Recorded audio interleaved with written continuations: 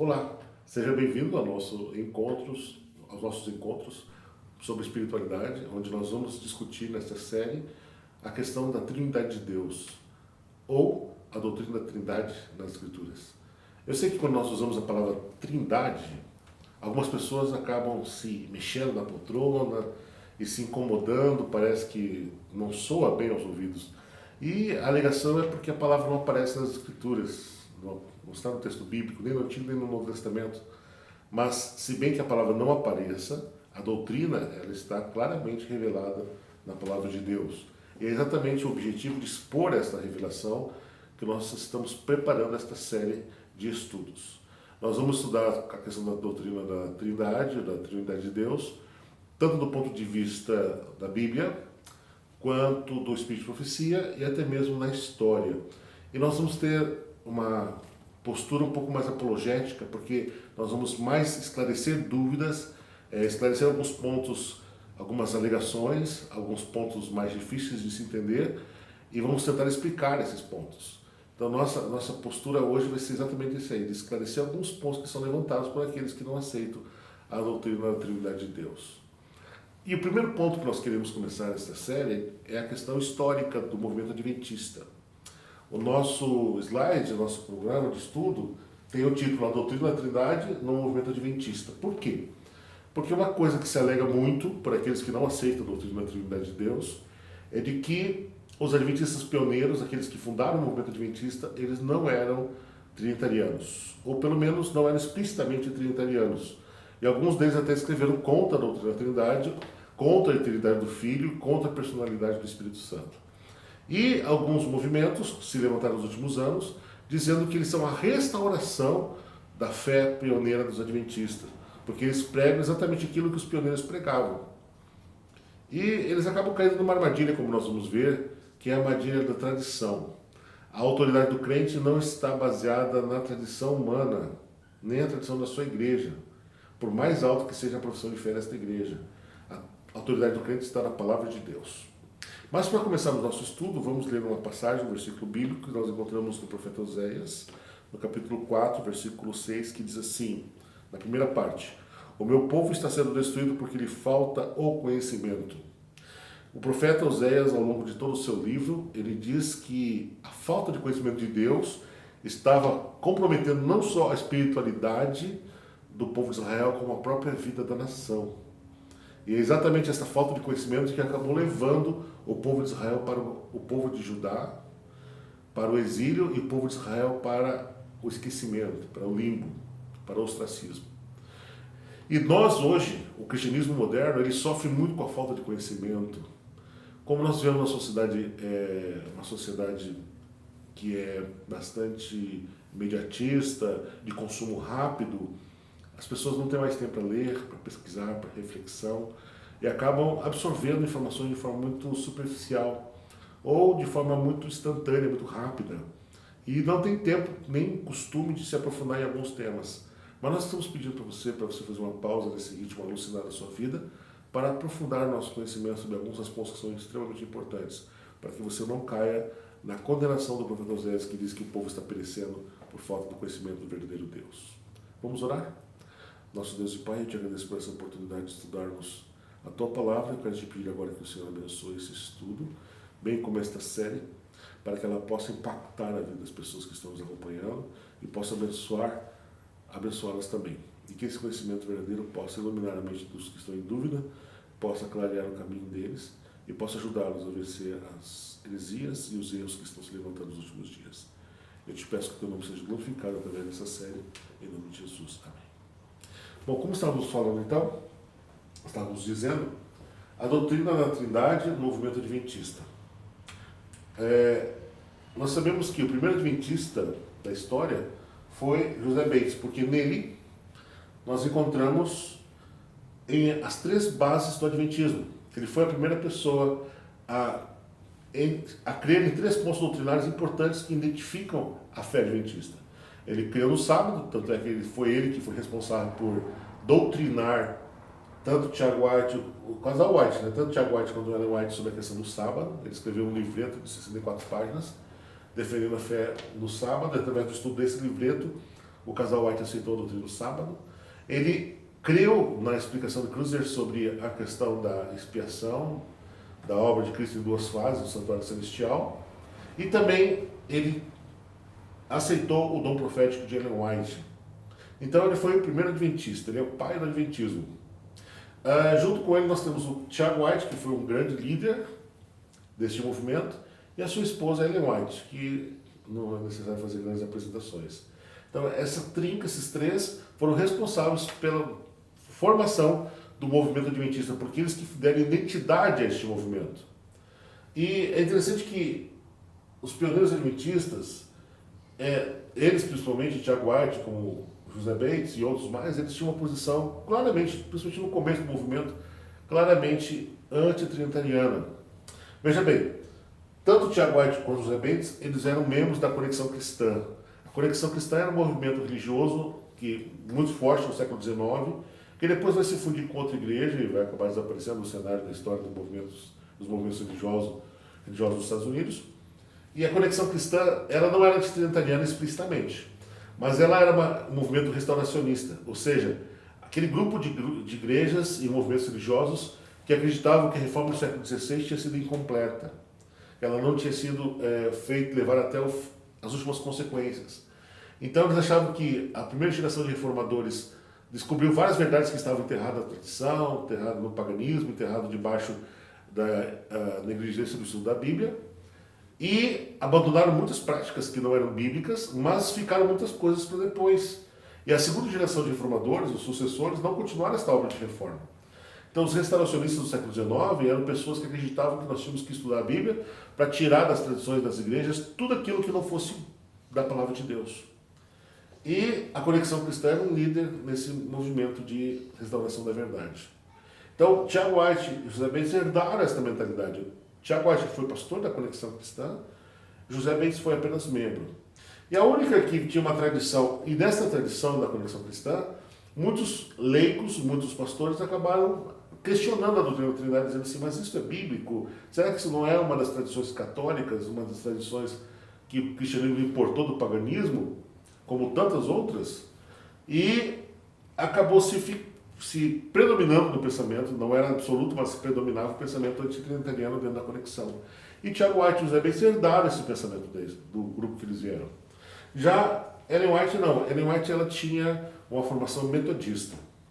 E o metodismo, tradicionalmente, é trinitariano. E nós vamos estudar em outro momento a questão do pensamento de Ellen White sobre a questão da Trindade. Nós vamos nos focar nesse estudo apenas na questão dos pioneiros. A questão de Ellen White e a questão da doutrina da Trindade é uma coisa que exige um estudo à parte. Combinado? Nós vamos nos encontrar um outro dia para falarmos sobre isso. Bom, Tiago White, ele escreveu o seguinte. Tiago White, no início, rejeitou totalmente o que ele escrevia como o velho despropósito trinitariano, que favorecia a ideia de que Jesus Cristo é verdadeiramente o Deus eterno. Todavia, após 1853, ele afirmou sua crença na divindade de Cristo. Então, no primeiro momento, logo que Tiago White começou a escrever e começou a publicar seus pensamentos nas revistas da igreja, ele se revelou claramente contra a Trindade. Mas depois, à medida que ele foi estudando mais a Bíblia e foi aprofundando seu conhecimento teológico, ele foi tomando uma posição menos agressiva com respeito à doutrina da Trindade. Ele foi se tornando mais simpatizante a esta doutrina, apesar de nunca ter aceito ela plenamente, mas ele começou a aceitar, por exemplo, o fato de que Jesus era Deus. Inclusive, 23 anos depois de ter escrito que a doutrina da Trindade era um entulho, Tiago White escreveu que os adventistas creem na divindade de Cristo da mesma forma que os trinitarianos. Então ele deu um passo em direção a aceitar a doutrina da Trindade. Ele defendeu a ideia de que Jesus era Deus pleno, como o Pai é Deus. E a dificuldade dele foi na questão do Espírito Santo. Agora, então houve uma evolução no pensamento de Tiago White.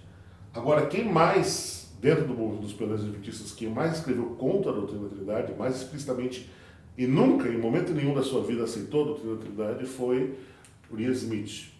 Uriah Smith ele foi, durante décadas, o principal escritor adventista, porque ele era líder da principal casa editora adventista naquela época.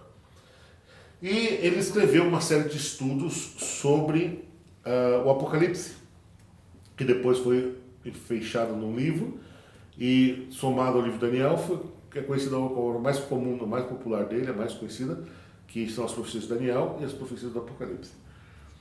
A obra de escrever esses volumes tinha começado a sessão que tinha na revista Adventista, na revista Herald, ela começou a ser escrita por Tiago White, mas quando o Tiago White abandonou a revista para assumir a liderança da igreja, para se envolver mais com o trabalho pastoral, o Ray Smith assumiu o lugar dele e continuou a escrever os artigos que depois acabaram comentando todo o livro do Apocalipse, depois ele escreveu o comentário de Daniel e formou os 2 volumes, os comentários de Daniel e Apocalipse.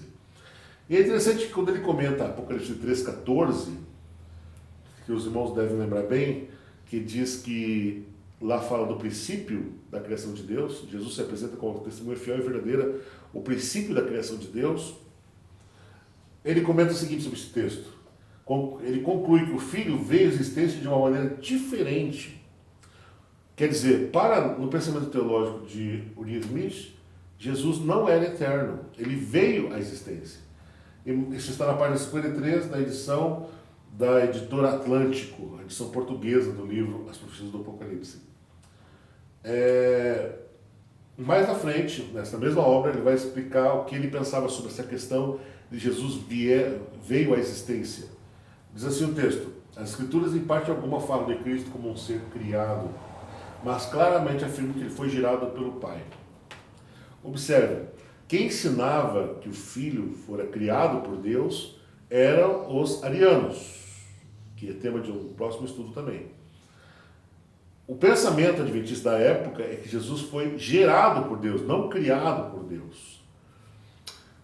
Qual a diferença? A ideia de gerado e criado, elas estão baseadas no princípio de que o criado é uma coisa que vem à existência do nada. E o gerado vem à existência a partir de alguma coisa existente. Então, no pensamento de Uriah Smith, nós vamos ver depois no pensamento de Wagner, Deus pegou uma parte de si mesmo em algum tempo na eternidade e formou o Filho. Separou dele o Filho, gerando o Filho. É assim que eles entendiam a origem de Jesus. Ele continua: mas conquanto, como Filho gerado, não possua com o Pai uma coeternidade, né, ele era eterno porque ele fazia parte da matéria que compunha o Pai. Mas como personalidade, ele veio à existência numa época muito remota. Mas ele não é eterno, é o que está dizendo Uriah Smith.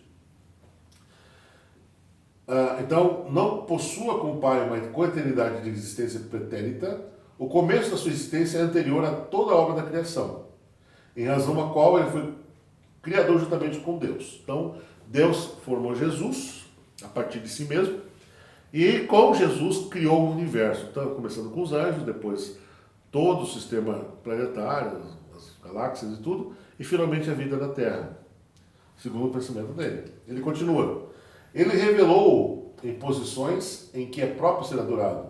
E além disso ordenou que se lhe prestasse adoração, o que não teria sido necessário se ele fosse igual ao Pai em eternidade de existência. O argumento dele aqui é interessante. Ele diz assim, lá em Hebreus, o texto bíblico diz que Deus ordenou os anjos que o adorassem. Mas por que o Pai precisava ordenar que os anjos adorassem o Filho, se ele sempre existiu? É o pensamento do Uriah Smith. O próprio Cristo declara que como o Pai tem vida em si mesmo, assim deu ao Filho ter vida em si mesmo. João 5,26.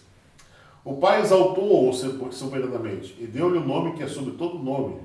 Filipenses 2,9. Esse texto está um pouco deslocado, porque ele está se referindo aqui à época que Jesus foi glorificado pelo Pai quando ressuscitou, né? Mas ele usa como argumento para dizer que Jesus teve um momento que foi exaltado por Deus. No pensamento dele, esse momento foi lá na eternidade, lá no céu. E nós sabemos pelo texto de Filipenses que isso se aplica à época que Jesus ressuscitou e foi glorificado. O próprio Pai diz que todos os anjos de Deus o adorem, Hebreus 1,6. Esses testemunhos mostram que Cristo é agora objeto de adoração igualmente com o Pai, mas não provam que tenham com ele uma eternidade de existência passada. Ele tem razão, esses textos não falam da eternidade do Filho. Existem outros textos bíblicos que falam disso, que não vai ser o objeto do nosso estudo agora.